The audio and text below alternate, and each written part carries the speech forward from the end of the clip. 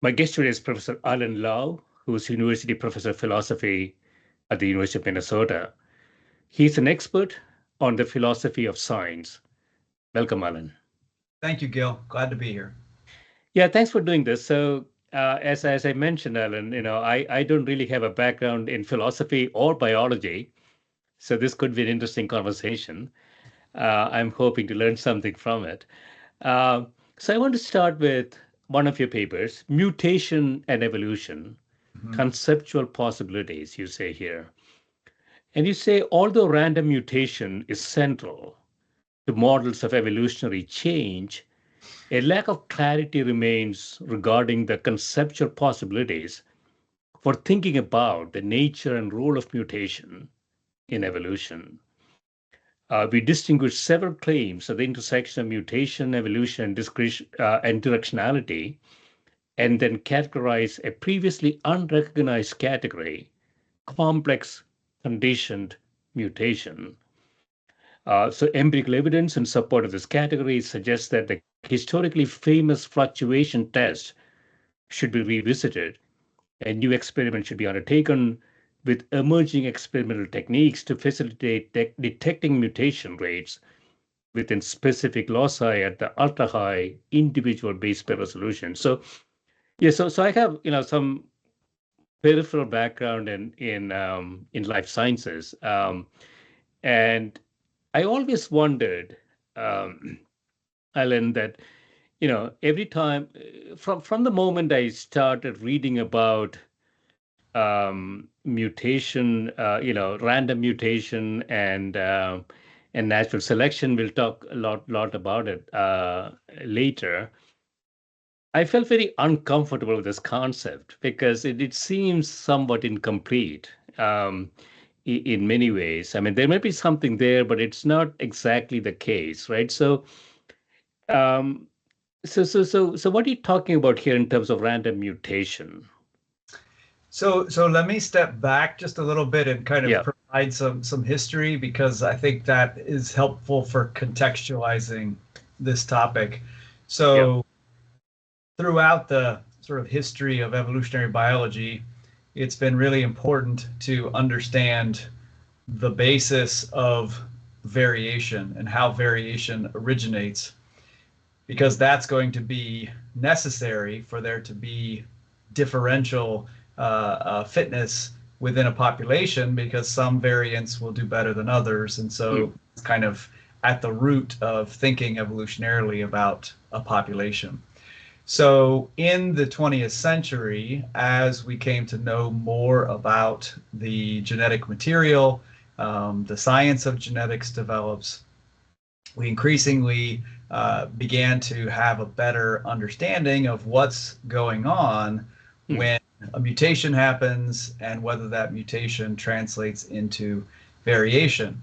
And one of the things that that historic fluctuation test was taken to demonstrate, and there is empirical research that replicates that fluctuation test, is that mm, when those mutations happen, they do not happen for the benefit of the individual organism in which they happen. They simply happen, and whether they're beneficial or not is a mm, matter of chance. And so this is the sense of randomness. There is not that there's no mechanistic explanation for how the mutation happened, because you could actually mm, go in and say that it was a particular mutagen that bound the molecule and caused the DNA to not replicate properly. But the point mm, is that the randomness is with respect to that benefit to the organism in a particular environment. And so that is a core sort of assumption that's at the root of a lot of modern biology, and there's a lot of empirical support for it as well. So what we were trying to do in that this new paper, and this is a collaboration that I've undertaken with a biologist, Adi Livnat, who's at the University of Haifa, is to sort of say, well, there actually may be some more conceptual work that's relevant to interpreting experiments mm, that could still be done. And so in this case, what we sort of highlight is that the traditional experimentation about random mutation Yeah. to ask the question of whether or not the mutation was beneficial directly and immediately. So there was kind of one generation time scale that was being used. And if you sort of slide that scale and you sort of say, well, if you think on a little bit longer term, and there could be correlations between the genomic material and the environment that an organism experiences, and it's possible to think about a different sense of random or non-random that actually wouldn't be in conflict with that original meaning that had been articulated, but would actually give you some additional interpretive space for thinking about what is happening. And that's part of the motivation, with some of those empirical results coming out of Adi Livnat's lab that kind of motivated me to be interested in thinking about, like, what are the conceptual ramifications and how do we think about that. So really, I think it represents a particular form of philosophy of science that is really, I think, important for sort of ongoing science, which is that there's a kind of reflection on the categories and the theoretical assumptions that scientists are daily bringing to their work. And sometimes that is more naturally broached through these sorts of collaborations where you've got people who have been trained slightly differently and look at problems from slightly different angles, and then they actually can productively expose and kind of tease apart some of these assumptions. And of course, it's still an empirical question. And so the important thing is not to say that we somehow, by virtue of the conceptual work, solved all the problems. Rather, what we were trying to do was sort of open up space for more work to be done, and actually more discriminating work to be done. To ask questions in some way. So randomness for me is a statistical question. So we can test randomness statistically. Have we done that in biological systems? Oh yeah, those tests have been done for sure. Okay. Yeah, we know a lot about the sort of patterns of mutation in the genome. And in fact, that's why this is so important, because we very much know now that even if mutations are random with respect to their environmental benefit, they're certainly not randomly distributed in the genome. Got very good evidence that there's an uneven sort of distribution of mutation, and there are mutational hotspots and places where you see things happen more than in others. So, I mean, we do have a lot of that quite well characterized now. And, you know, you could argue that to some degree, it's precisely that sort of further work that's been done that sort of sets up the conversation for then saying, okay, now that we know some stuff we didn't know before, you know, because when those original studies were done, people didn't know this about the genome. Obviously, the fluctuation test itself was done in the 1930s, and so it was even before DNA was discovered. And so, yes, we've learned a lot of things, but what's interesting is that when we learn new things, one of the sort of opportunities that often emerges is it changes how we think about those things. And so categories that were developed to work at one time can undergo shifts and changes because they need to be responsive to changing empirical situations. But what that suggests then is that there's a kind of double-edged sort of sword for science, which is that science empirically advances, but at the same time also has to conceptually advance to make sure that those empirical advances are matched with appropriate categories and theories for what's been discovered. So that's where philosophy comes into view. So I think, you know, so as you say, the empirical part of it is very mathematical, is very statistical, but we can go off the rails very quickly without a conceptual macro understanding how things work. So I want to put this in the context. So what is a fluctuation test again? So the fluctuation test was just that original experimental test where they were looking at mutations in bacteria in response to a particular virus, and whether or not the mutation would make the bacterium immune or able to resist infection Hmm. by the virus. And so what they were able to discover is that mutations did pop up that made it possible for individual bacteria to avoid that infection, and then they propagated because they Hmm. avoid infection compared to their other population members.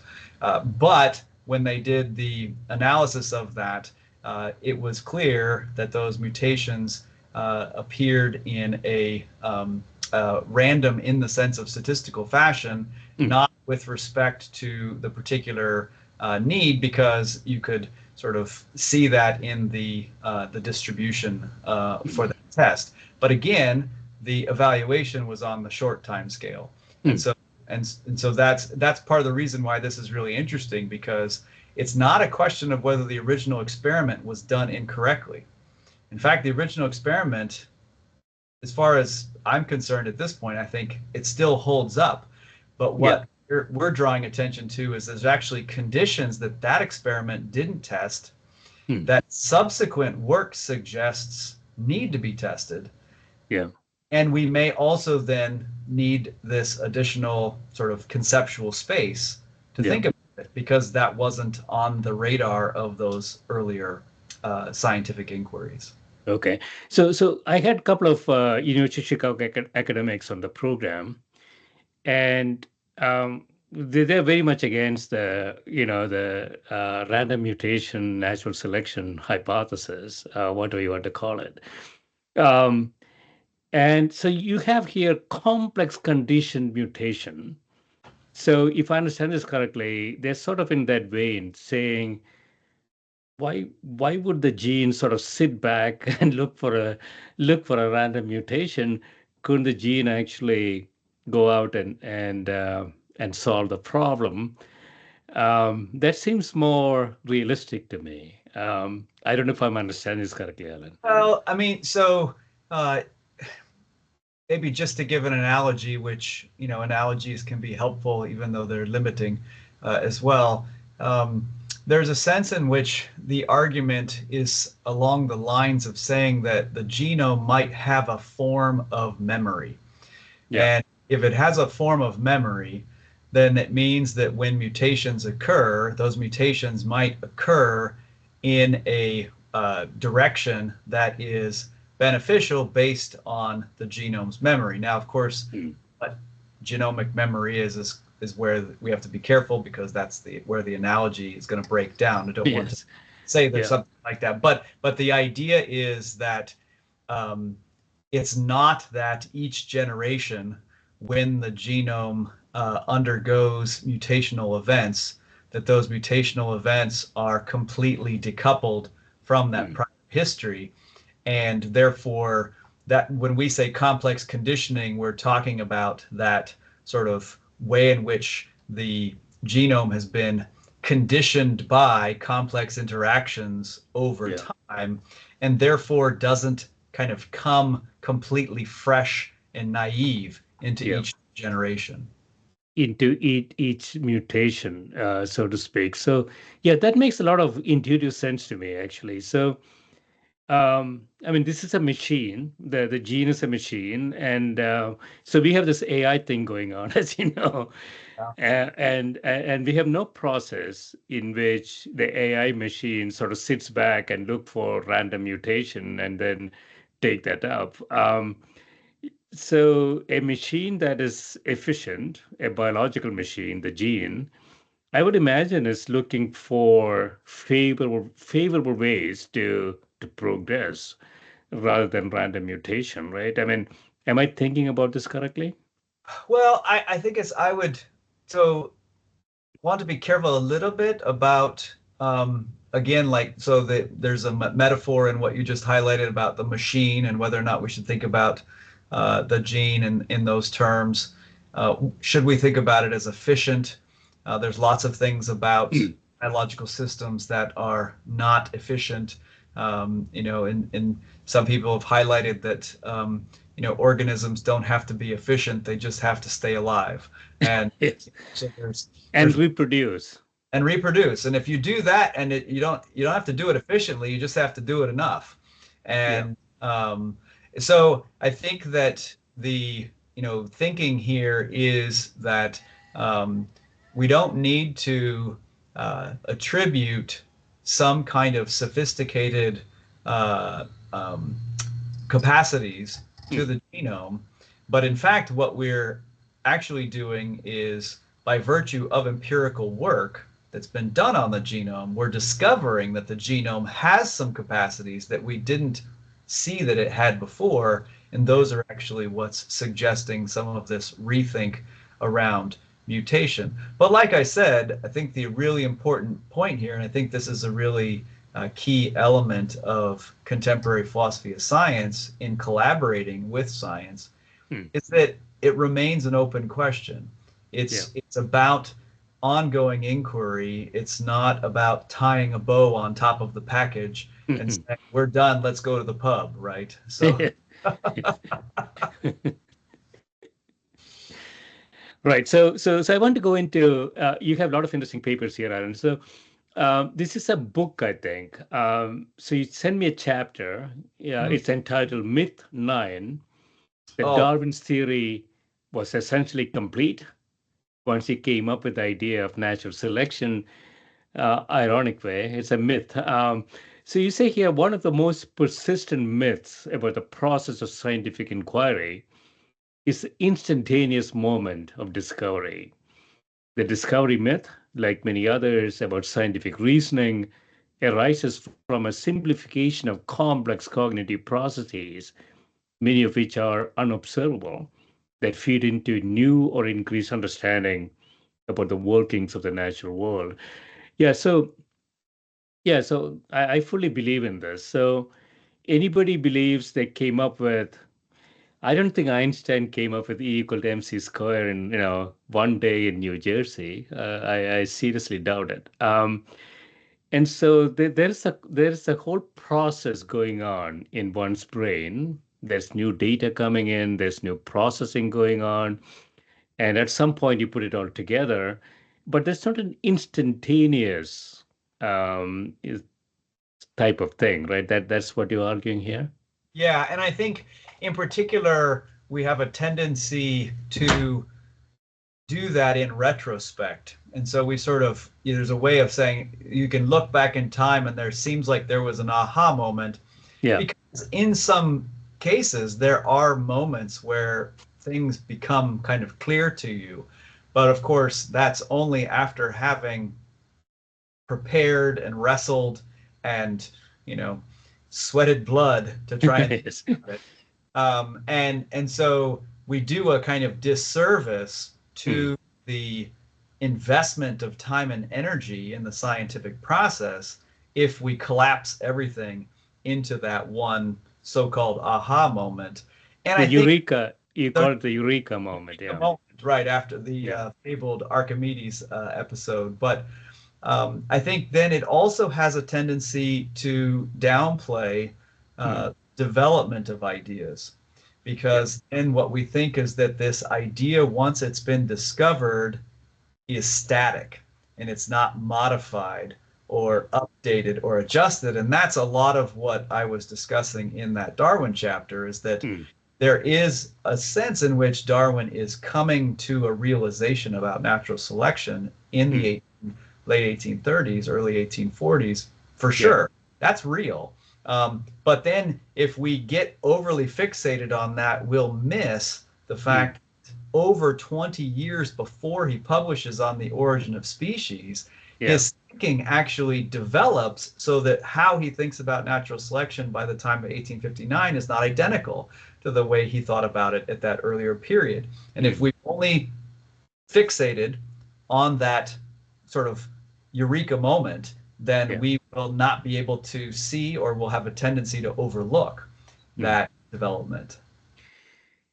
Yeah. So Did we so after Darwin came up, I wouldn't call Darwin's idea as a theory because um, theory of relativity is a theory because we can make predictions and we can test them.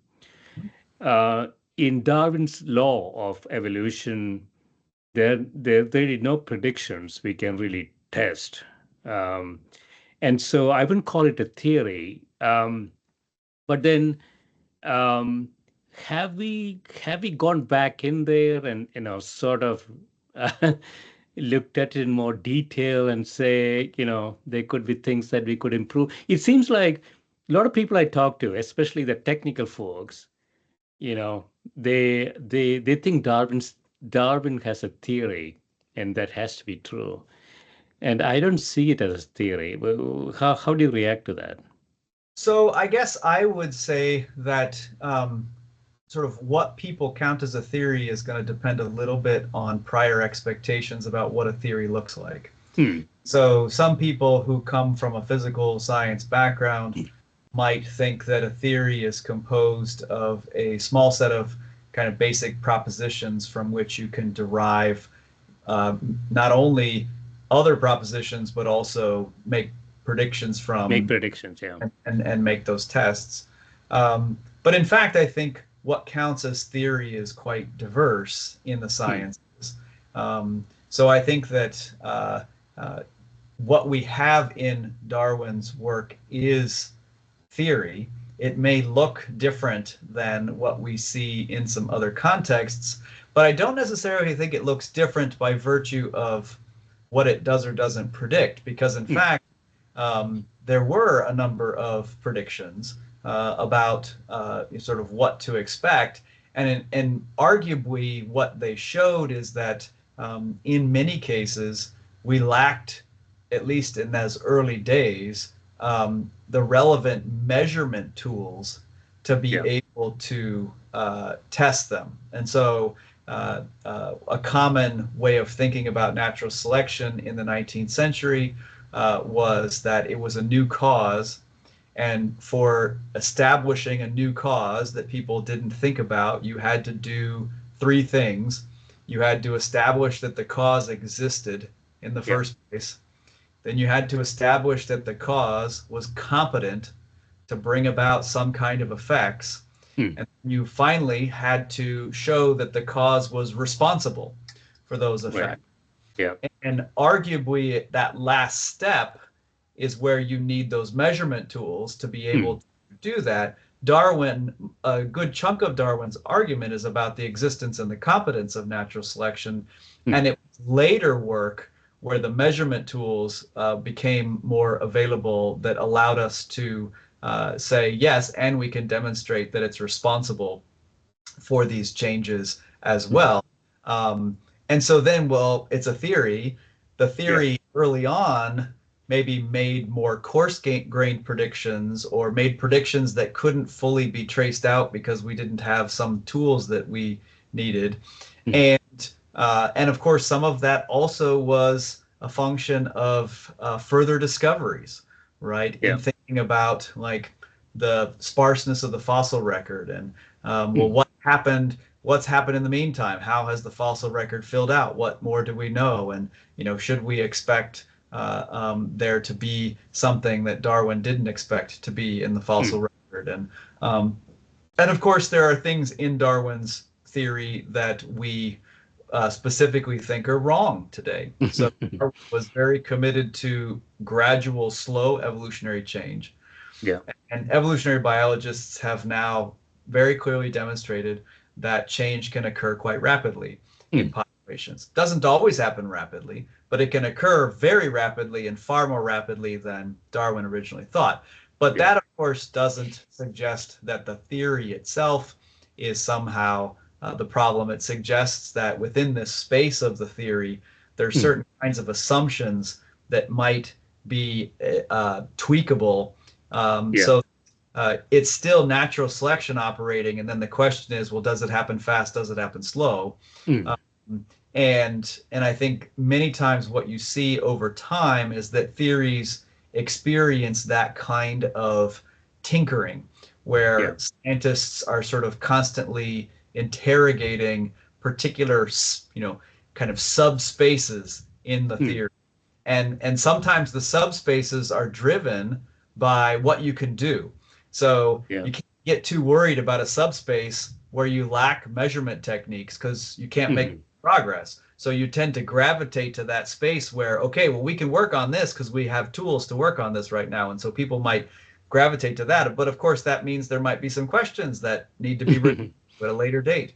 And you see that with lots of the major theories in the history of science, that they Yeah.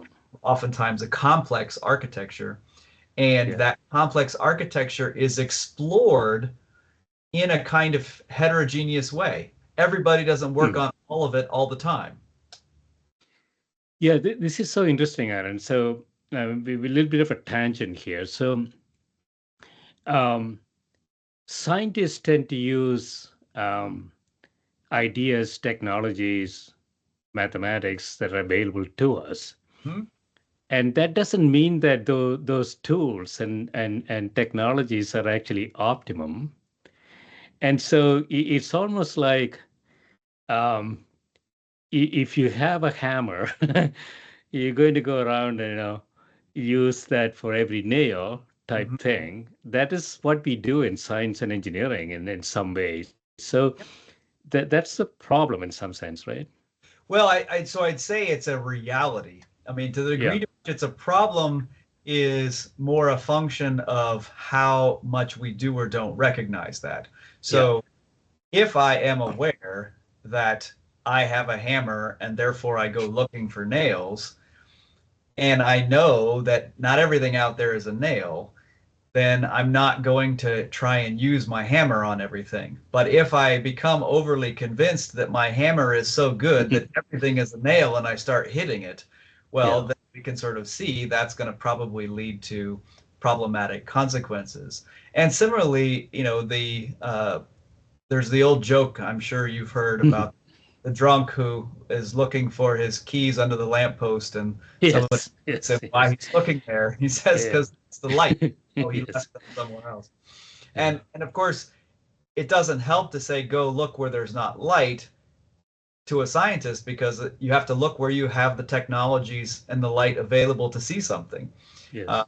and so I think it really is more about an attitude of being aware that what we have is something like a particular kind of flashlight that's Hmm. letting us see something, and but not over investing in any Hmm. one flashlight as the only or best way to see something, Hmm. and also being aware that that flashlight is going to mean that we tend to fixate on the things we see Yeah. through a particular method, and we are going to have a tendency to ignore the things that Yeah. we don't see. And so how do we build in procedures in the sciences Hmm. to make sure that doesn't happen? Well, of course, methodological diversity would be one kind of way where we say, well, let's not overinvest in one way of doing science because that's Yeah. probably going to get us trapped.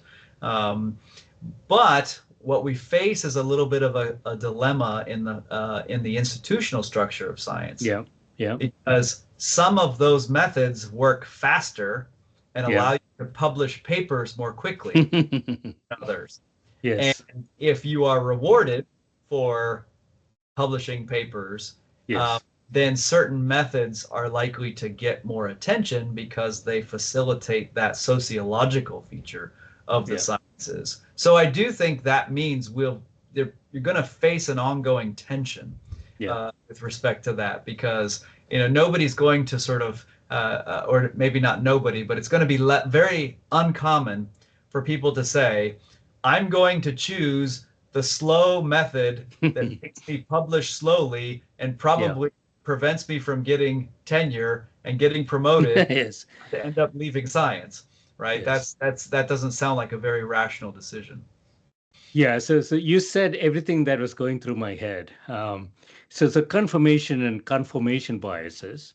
Hmm. I need to publish. I need to get tenure, and it sort of lead people down a pathway that is well defined, and peripheral investigations, peripheral research, uh, it's not going to be that profitable for an individual. It could be profitable for society. And so there's a bit of a tangent here. So I was wondering, is there a system? It is definitely not profitable for the individual who's seeking tenure. But then, if the individual can be given the freedom and the resources to go out and explore the periphery, that could be quite useful for Mhm. society, right? So, do we have a mechanism for doing that? So I think it's not one mechanism, it's multiple Yeah. mechanisms. But here's a couple of things that I think contribute to that. One would be that you have funding structures that encourage that kind of work. Mm, So it's the case that you can get money to do work that's not in the groove that everybody else is in. mm, You've got to have that. You need the money to do the science. So funding agency policy is going to be one part of that mechanism. I think a second element is also going to be the configuration of disciplines.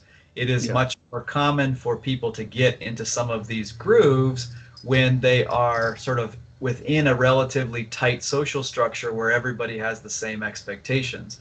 But if Yeah. there are opportunities for you to kind of interconnect with scientists who have different expectations and look at problems differently, then I think that's going to encourage a little bit less sort of over dependence. Mm.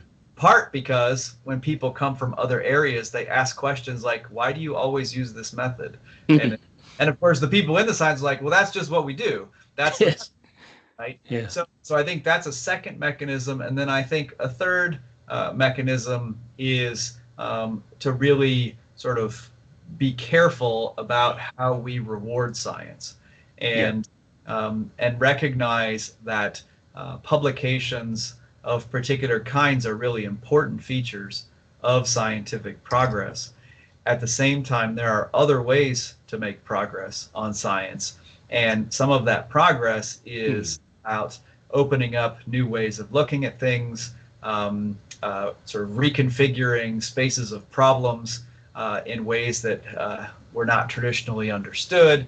Mm. And so we want to sort of make sure that in that reward structure for the scientist is rewarded for diverse things. Yeah. And I think that there has been some increasing attention to this with respect to some of the kind of infrastructural support that Mm. scientists increasingly need, say in terms of software development or things like that. But interestingly, some of the best software for scientists is usually developed by the scientists themselves Yeah. who need to use it, recognize it's for, Yeah. rather than necessarily outsourcing it. So, Oh. but of course, we want people who devote time and energy to those kinds of projects that end up Mm. benefiting whole communities to be rewarded for it. So I think you've got to kind of there's at least a funding agency Yeah. dimension. There is a disciplinary configuration dimension, and then there's also a reward structure dimension. And I would probably also want to say that doesn't exhaust it, but it Mm. certainly shows that the mechanisms we need will be pretty complex. Yeah. So we could talk about this forever, Alan. I would love to have some sort of a rating mechanism on research publications um, that has some sort of correlation with societal implications or societal utility. Is very difficult to do.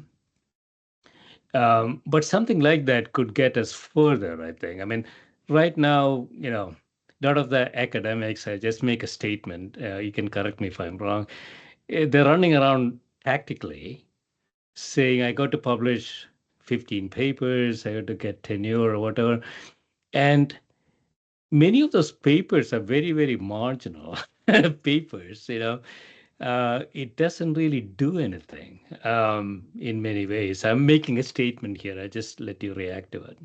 Yeah, so I mean, I'm not sure about a particular rating. I mean, I think that certainly some research is going to be more eminently close to practical application Mm. than, than other research. And at the same time, though, we can see from the history of science that some very basic research that people pursued ended up having incredibly practical implications, Oh yeah, not necessarily even envisioned when the basic yeah. research was being done. So I think what we want to do is we want to have a way again of sort of acknowledging that just publishing another paper is not the Mm. goal. The Yeah. goal is to advance fields in Right. particular directions. Sometimes the advance has immediate practical payoffs, sometimes it might not, but we want some kind of measure that prevents it from just being a game of publishing. Yeah. Um, and so I think there it's probably going to need to be heterogeneous Mm. because different sciences will have. I mean, so if we take for the moment you know an astronomer who's working on a distant galaxy, Yeah. and we take an economist who's working on U.S. Markets. Well, Hmm. there's a way in which the economist will always have the easier case for Yes. more applicable, right? Whether or Yes. not it's helpful is another matter, but Yes. the applicability question seems like it's easier. Yeah. Um, but at the same time, Mm.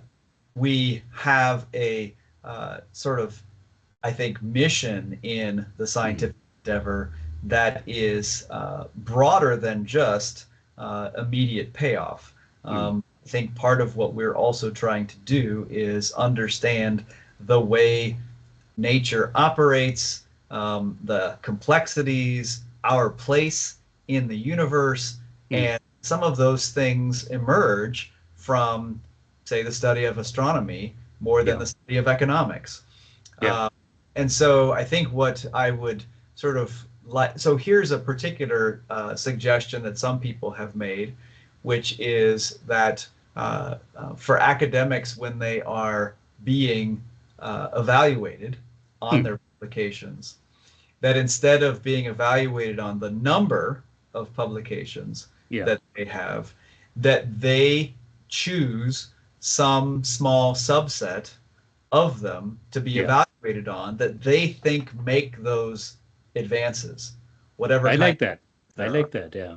And so then the Yeah. point would be you can publish more papers. Yeah. It's like it's not necessarily forbidding that, but what it's Right. going to say is that you don't just automatically get more awards or sort of payoff for Yeah. publishing more papers because You got to pick half a dozen yeah, of your you pick some publications. small Yeah. set and Yeah. say this is where I think the key advances have come, and I'm actually of the opinion that we're going to probably expect that many publications will probably not necessarily Mm. push fields forward as much, um, and maybe that's just needed. Like that, for me to publish the paper that advances the field, I've got to Mm. publish three others that help me get there. Yeah. Uh, right? And so but then the point is we want to sort of say, well, the process of science should then support that, but we should also have a way of recognizing the difference between the Yeah. three papers that got me to the advance as opposed to the paper that actually makes the advance. Yeah. So we are way on the left field now. So I want to get back into your papers here. Okay, okay. So one of them is metabolic complementation Mhm. between cells drives the evolution of tissues and organs. I found this very, very fascinating, Alan. So you see here, although evolutionary transitions of individuality have been extensively theorized, little attention has been paid to the origin of levels of organization within organisms. How and why do specialized cells become organized into specialized tissues or organs? Yeah, this is a very important question. So what do you find in this paper? So what we're trying to do in this paper and more generally continued work on this topic is to really tackle a question that's important in evolutionary biology, which is the origin of new structures. And so if we go back in the history of life and we just stay focused for the moment on the history of animals, we know that multicellular animals emerge from unicellular ancestors. Yeah. And so in the history of life, multicellular animals have evolved. Well, those multicellular animals have certainly evolved into diverse forms, but they've also evolved certain kinds of stable structures that are instantiated in many organisms, often with respect to particular functional needs. So think about, say, hearts or kidneys, or things that lungs would be another one. Highly specialized organs. Highly specialized organs. You need to respire. You need to circulate blood, and those were not present in unicellular ancestors. Yeah. And so what we do in this particular paper is to say, well, let's kind of focus the problem in a very particular way, which is we know that there are cell types that exist in organisms that are not sort of linked together into tissues and organs.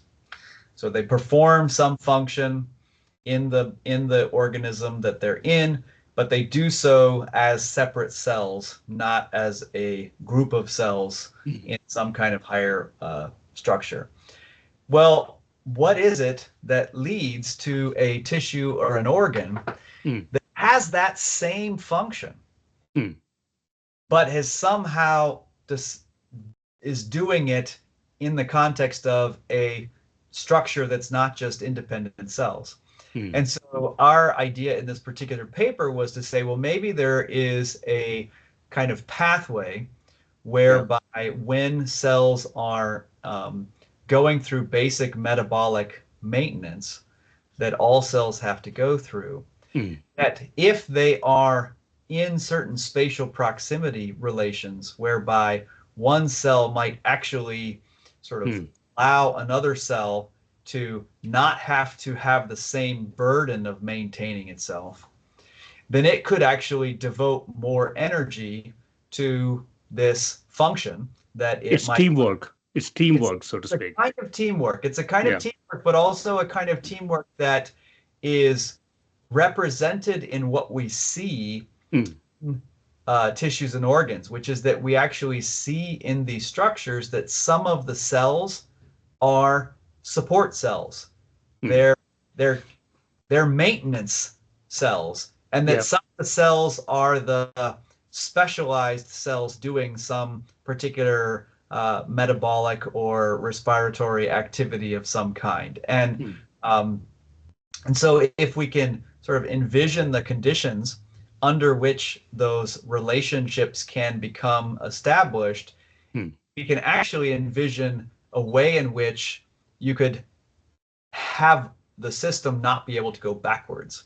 Because it's the case that you've got that entanglement of two different cell types, and one of them has stopped supporting itself so that it can augment the function that it was done.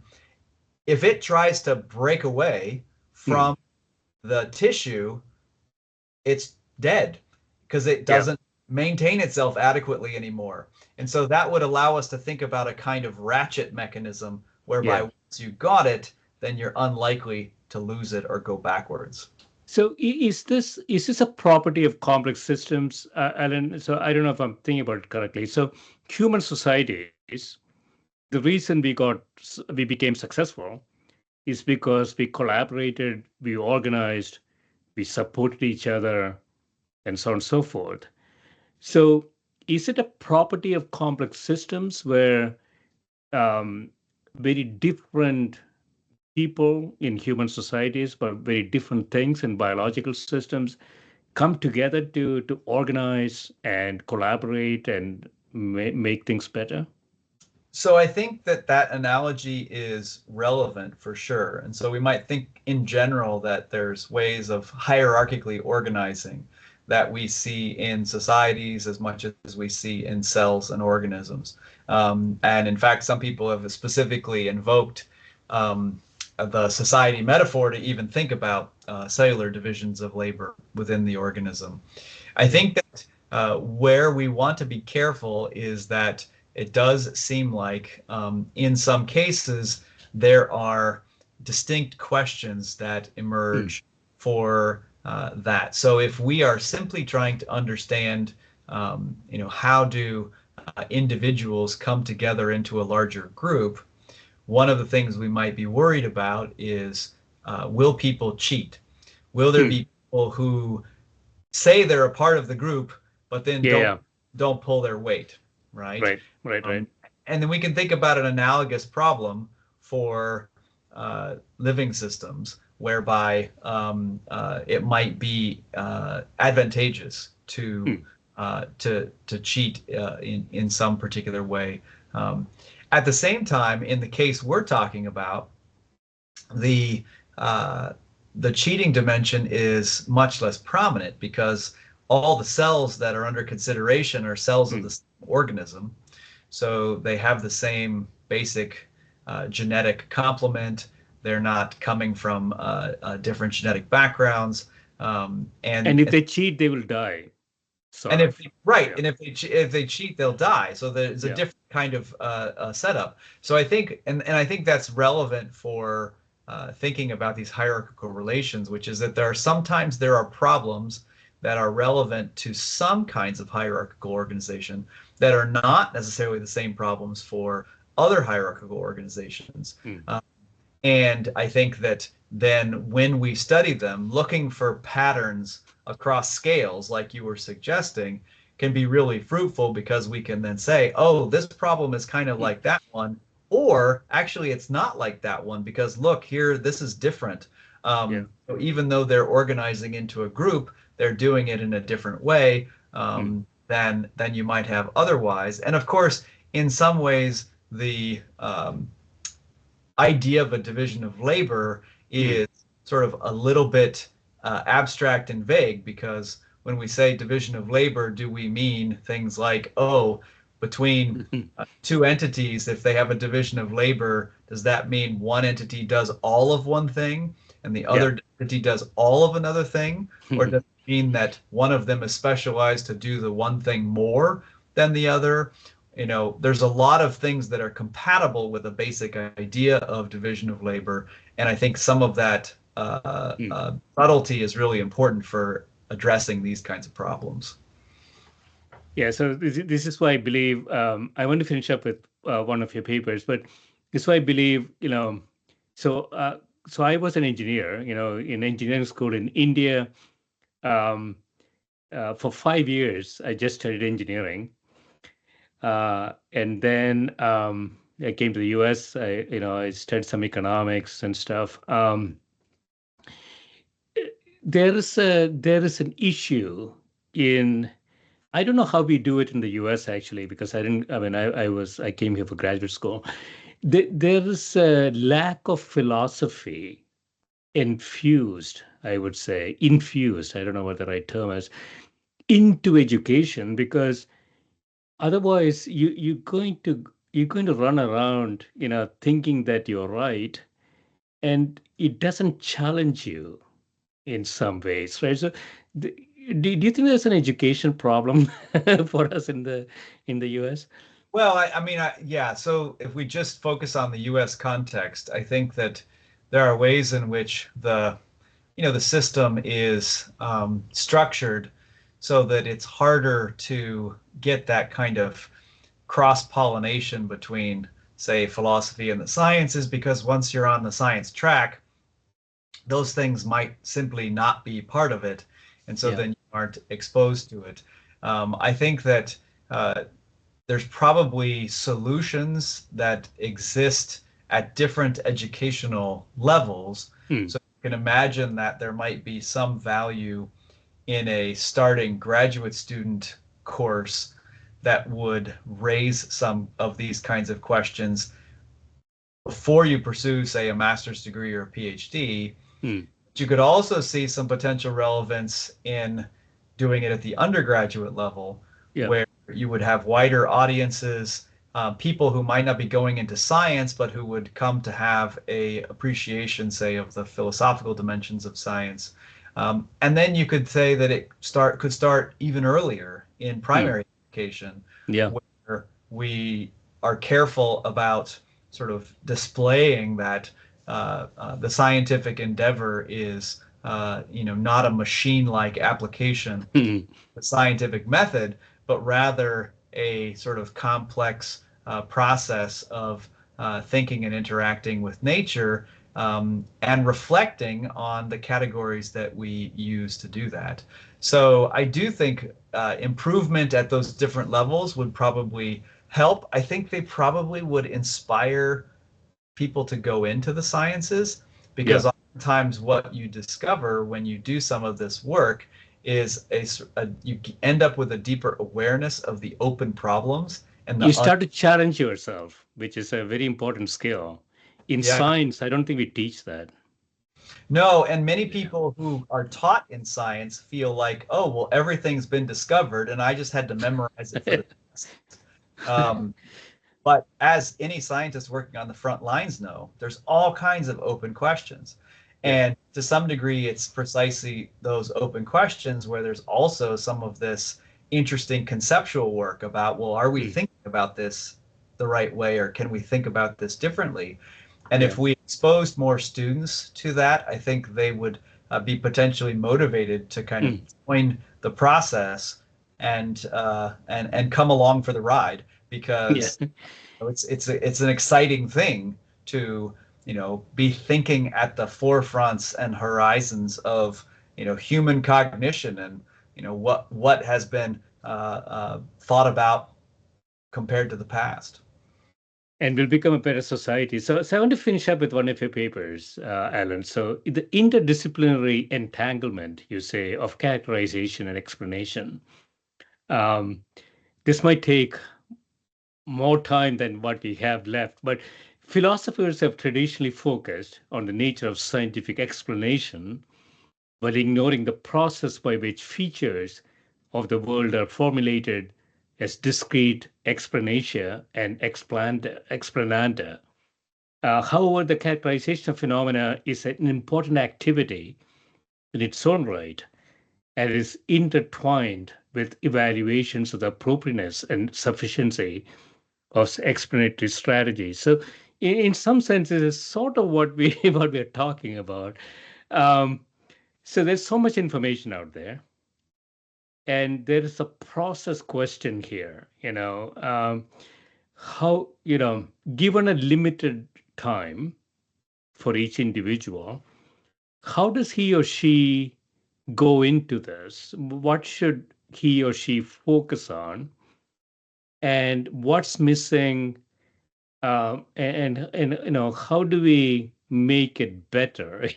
I'm just making it so commonplace. So what do you find here? So maybe an example is an easy, concrete way to come into this.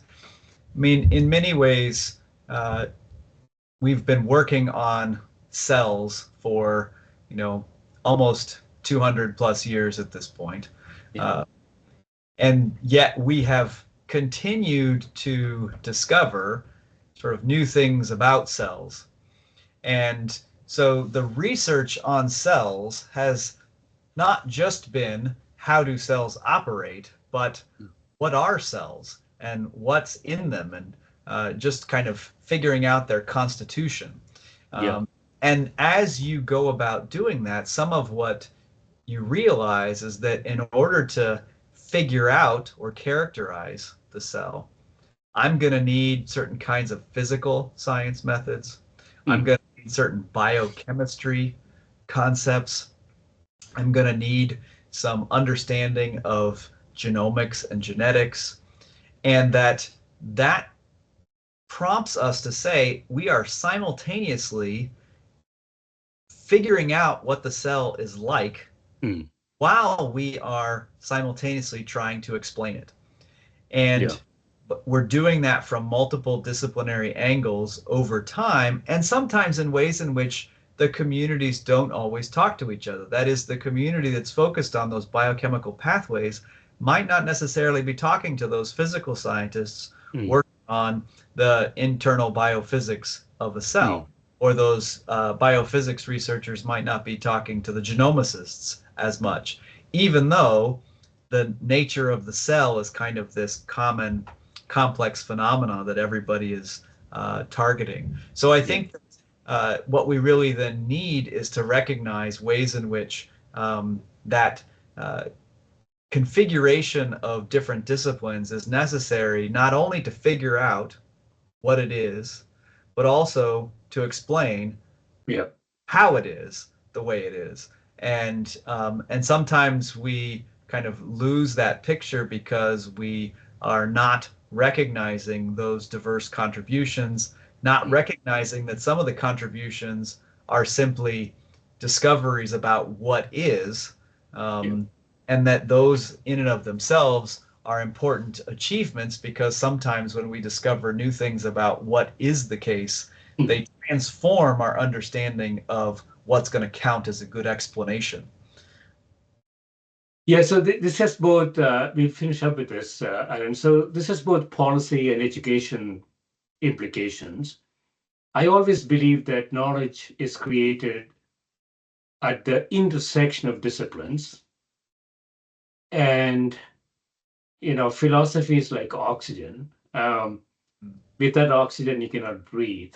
Um, but we don't really do a lot of intersectional, so to speak, I don't know if it's the right term, uh, of discipline discovery, right? So physicists go out and look for dark matter and dark energy. Economists go out and study macroeconomics. Biologists are looking for, bacteria and all of that. And it is really at the intersection of disciplines where knowledge really happens. So if you keep segmenting people, if you keep segmenting students, I think we will slow down innovation, is my strong belief. Hmm. I mean, I think there's a lot to that perspective.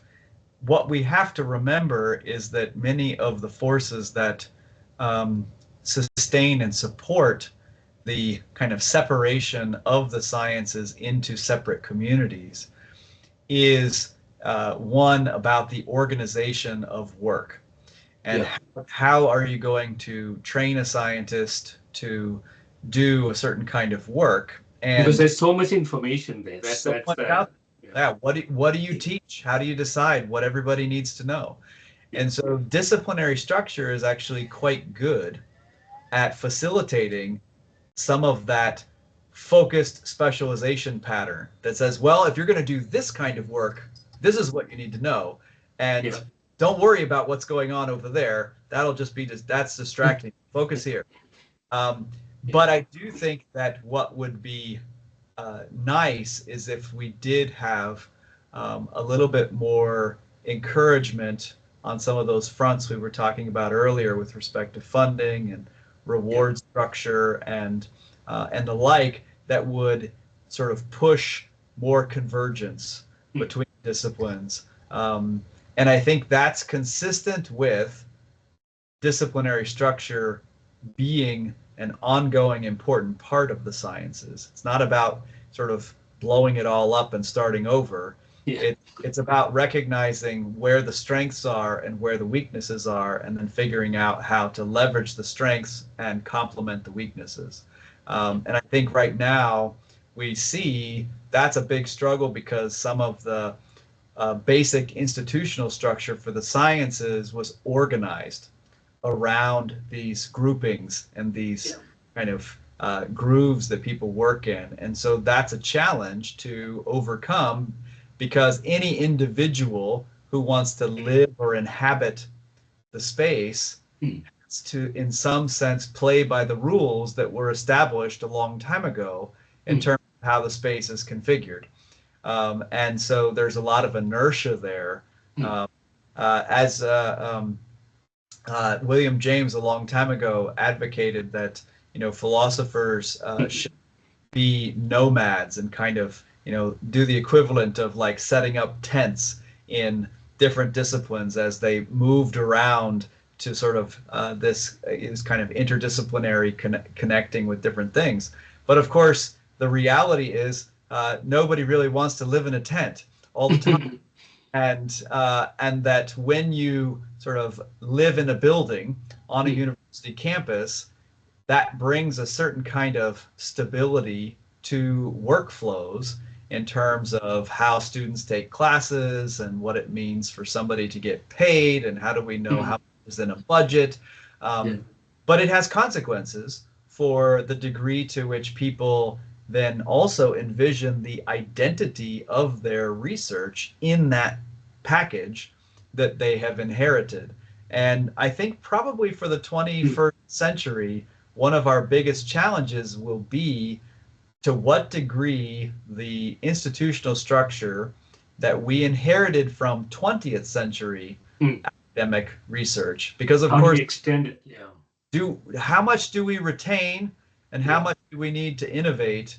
And that's probably going to involve some big shifts. And there are a few places that have begun to tinker with these things, but I think that's going to increasingly be the case as we see different sorts of social pressures on the university and the nature of it. So I think that it will probably not affect you and me as it will affect the next generation. But I think that they might come into and kind of craft a research world that will be exciting, but probably exciting in the way that we will look back wistfully and say, oh, I wish I would be able to participate in it more. Yeah, so in some sense, I see an optimization problem, Alan. So on the x-axis, you have specialization.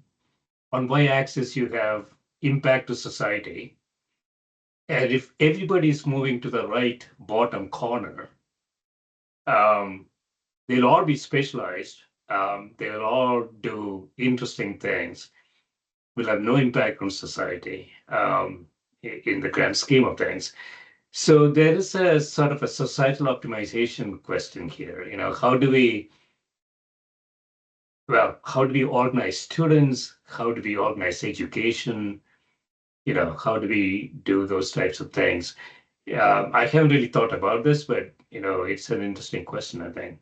No, absolutely. And I would say that we would just want to be careful, because part of why it's complex is that we're not trying to optimize a single thing.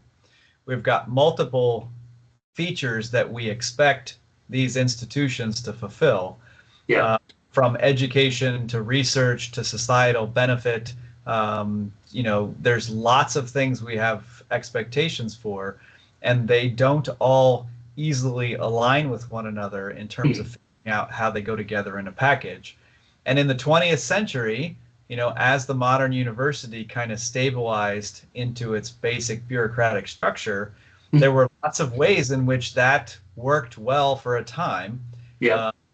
But it's not clear that it has to always be that way. And maybe there are good incentives or reasons for us to pursue new ways of doing work within academic contexts that are a bit disruptive to those old structures. Excellent, Alan. Yeah, thanks so much for spending time with me. Yeah, thanks, Gill. I really enjoyed our conversation. Thank you. Me too.